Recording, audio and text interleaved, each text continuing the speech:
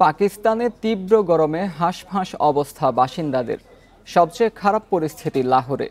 দেশটির দ্বিতীয় বৃহত্তম এই শহরে তাপমাত্রা ৪৫ ডিগ্রি সেলসিয়াস ছাড়াতে পারে বলে জানিয়েছে আবহাওয়া বিভাগ।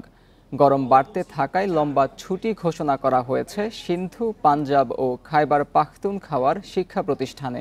এই ঈদে জামা জুতো অ্যাক্সেসরিজের ডিসকাউন্ট।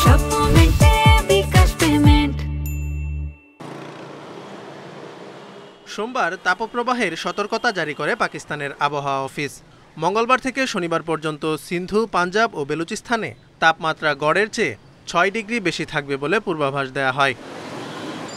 বৃহস্পতিবার আবহাওয়া অফিস জানায়, লাহোরে তাপমাত্রা ছাড়াতে পারে ৪৫ ডিগ্রি সেলসিয়াস। এই সময়ে বাসিন্দাদের সূর্যের আলোতে দীর্ঘক্ষণ না থাকার পরামর্শ দেওয়া হয়েছে।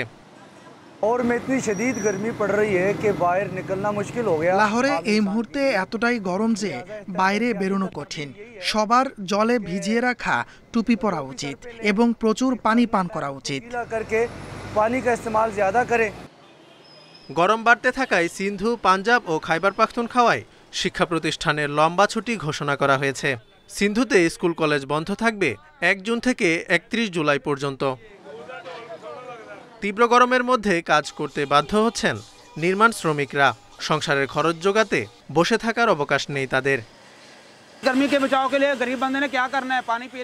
একজন গরিব মানুষ গরম থেকে নিজেকে রক্ষা করার জন্য কী বা করতে পারে? আমরা একটু পরপর পানি পান করছি এবং বিশ্রাম নিচ্ছি। সাধারণত সবচেয়ে দীর্ঘ গ্রীষ্মকাল থাকে পাকিস্তানে। বিশেষ করে দেশটির দক্ষিণাঞ্চলে বেশি তাপ অনুভূত হয়। Zobayer Hossain, Independent news.